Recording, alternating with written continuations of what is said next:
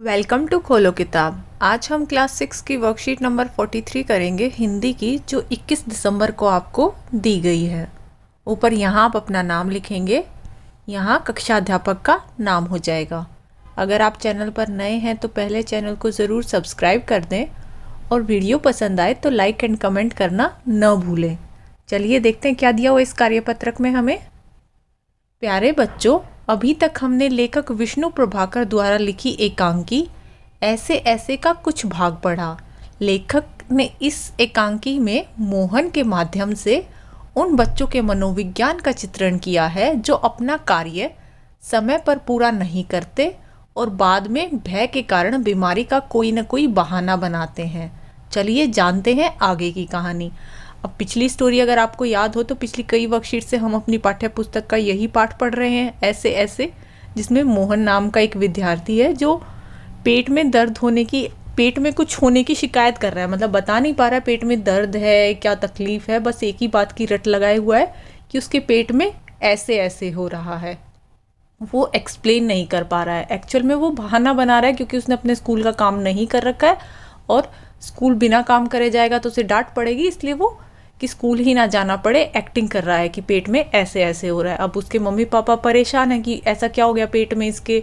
वो डॉक्टर को बुला के लेके आते हैं। डॉक्टर कहता है शायद कब्ज हो सकती है या कुछ और होगा। अब उनका पड़ोसी आके पड़ोसी हालचाल पूछेगा मोहन का, वही आगे बताया हुआ है। चलिए पढ़ लेते हैं।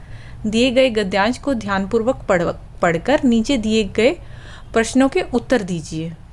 मोहन, माँ माँ ओ उल्टी आती है। उठकर नीचे झुकता है। माँ सिर पकड़ती है। मोहन 3-4 बार ओ करता है, थूकता है, फिर लेट जाता है। हाय हाय। अब मोहन ऐसे कर रहा है, माँ ओ मतलब कि उल्टी आ रही है उसे, और एक्टिंग, अब अगर उल्टी सही में आ रही होती तो उसकी निकल भी जाती, पर वो तो पेट में ऐसे ऐसे होने की एक्टिंग कर रहा है। उसको कुछ हो ही नहीं रखा पेट में, तो वो उल्टी की भी एक तरीके से एक्टिंग कर रहा है। 2-3 बार ऐसे ओ करके 3-4 बार, और फिर वापस से थोड़ा सा थूक के लेट जाता है। माँ उसकी कमर को सहलाती है। क्या हो गया? दोपहर को भला चंगा गया था, कुछ समझ में नहीं आता कैसा पड़ा है। नहीं तो मोहन भला कब पढ़ने वाला है, हर वक्त घर को सर पर उठाए रहता है। अब उसकी माँ उसकी कमर को सहलाते हुए बोलती है कि देखना, दिन में तो बिल्कुल भला चंगा गया था अपने पिता के साथ, जब पिता के दफ्तर में गया हुआ था। उसने दफ्तर से आते वक्त जब बस स्टैंड पे वो लोग पहुंच गए थे पिता और मोहन, तब उसने शिकायत करी थी कि पेट में ऐसे ऐसे हो रहा है। और फिर उसके बाद तो वो बेड पर बिस्तर पर ही लेटा हुआ था, तो उसकी माँ वही चिंता दिखा रही है कि देखना कैसे बेचारा ऐसे पड़ा हुआ है तब से, वरना तो पूरे घर को सर पर उठाए रहता था, इतना शोर मचाए रहता था, ऐसे शांत बैठने का तो था ही नहीं ये। फिर दीनानाथ जी क्या बोलते हैं, अजी घर क्या पड़ोस को भी गुलजार किए रहता है। इसे छेड़, उसे पछाड़, इसे मुक्का, उसे थप्पड़, यहाँ वहाँ हर कहीं मोहन ही मोहन। तो पड़ोसी भी कहता है कि घर घर क्या, ये तो पड़ोस को भी गुलजार किए रहता है पूरा टाइम। इसकी कभी इसको छेड़ रहा है, कभी वो कर रहा है, कभी किसी से लड़ रहा है, थप्पड़बाजी कर रहा है, मतलब पूरा टाइम वहाँ एक तरीके से गुलजार रौनक सी बनाए रखता था पूरे पड़ोस के अंदर ही। फिर पिता क्या कहते हैं, बड़ा नटखट है। माँ क्या बोलती है, पर अब तो बेचारा कैसा थक गया है, मुझे तो डर है कि कल स्कूल कैसे जाएगा। अब उसकी माँ कह रही है कि देखना अब तो कैसे थका हुआ लेटा हुआ है, अब स्कूल कैसे जाएगा। अभी आगे क्या दिया हुआ है, ये दिखाया हुआ है कि ये पेट पकड़ के तब से लेटा हुआ था, तो इसकी माँ इसको सहारा देके उठा रही है। जब वो कह रहा था ना ओ उल्टी सी आ रही है, तो उसकी माँ उसको सहारा देके उठा रही थी। आगे दीनानाथ जी क्या बोलते हैं, जी हाँ, कुछ बड़ी तकलीफ है, तभी तो पढ़ा। मामूली तकलीफ को तो यह कुछ समझता नहीं, पर कोई डर नहीं, मैं वैद्य जी से कह आया हूँ, वे आ ही रहे हैं, ठीक कर देंगे। अब दीनानाथ जी बताते हैं कि हाँ शायद इसको कुछ ज़्यादा ही तकलीफ हो रखी है। अगर छोटी मोटी मामूली सी तकलीफ होती तो ये ऐसे नहीं पड़ा होता, जैसे अब ये लेटा हुआ है। छोटी मोटी मामूली चीज़ों को तो ये मानता ही नहीं है, तकलीफ को तो कुछ समझता ही नहीं है, इसको कोई डर ही नहीं होता। पर अब देखो कैसी हालत हो रखी है। मैं वैद्य जी को बोल के आया हूँ, वो आ जाएंगे अभी और इसको ठीक कर देंगे। अब क्वेश्चन आंसर देख लेते हैं क्या दिए हुए हैं। पहला प्रश्न है, घर को सर पर उठाना, मुहावरे का अर्थ लिखकर वाक्य में प्रयोग कीजिए। घर को सर पर उठाना, पहले आपको इसका मुहावरे का अर्थ बताना है और फिर वाक्य में प्रयोग भी करना है। घर सर पर उठाने का क्या मतलब है, बहुत ज़्यादा शोर करना, बहुत काफ़ी ज़्यादा। जैसे आप क्लास में भी कई बार बहुत ज़्यादा शोर कर रहे होते हो तो टीचर आके यही बोलती है ना कि क्यों क्लास को सर पे उठा रखा है तुम लोगों ने। इसका मतलब ये तो नहीं है ना कि आपने क्लास अपने सर के ऊपर रख रखी है।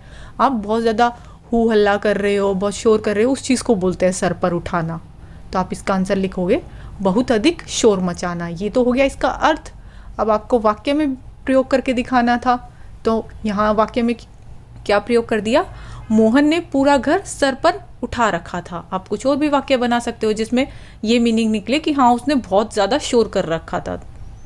अब नेक्स्ट क्वेश्चन क्या है, माँ मोहन का सिर कब और क्यों पकड़ती है। अब ये पिक्चर में भी आपको यहाँ दिखाया हुआ है कि माँ मोहन का सर कब पकड़ती है। जब मोहन ये बोलता है कि उल्टी आ रही है, उसे उल्टी आने को हो रही है, तो माँ उसको सहारा देने के लिए एक तरीके से पकड़ती है। तो आप इसके आंसर में क्या लिखोगे, जब मोहन बताता है कि उसे उल्टी आ रही है, वह नीचे झुकता है, तब माँ मोहन को सहारा देने के लिए उसका सिर पकड़ती है। नेक्स्ट थर्ड क्वेश्चन दिया हुआ है, अजी घर क्या पड़ोस को भी गुलजार किए रहता है, किसने किसको कहा। अब ये बात किसने कही थी, दीनानाथ जी ने कही थी जो उनके पड़ोसी हैं, और किसको कही थी, मोहन के माँ पिता को। तो आप क्या लिखोगे, यह दीनानाथ जी ने मोहन के माँ पिता को कहा था।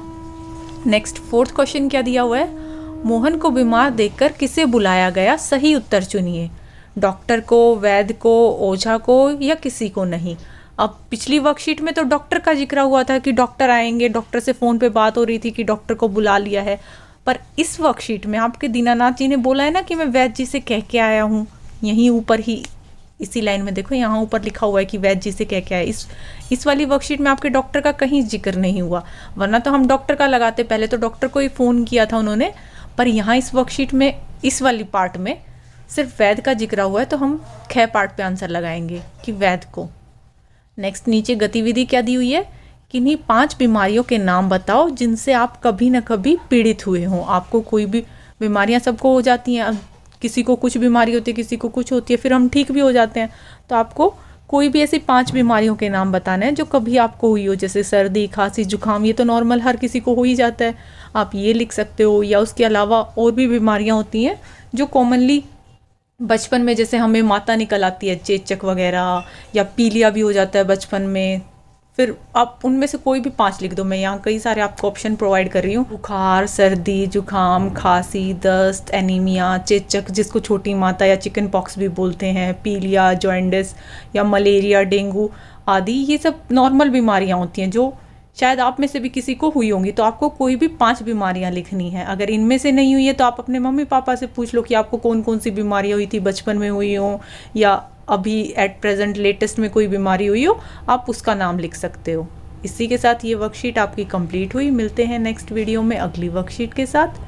Don't forget to like, comment, share and subscribe the channel.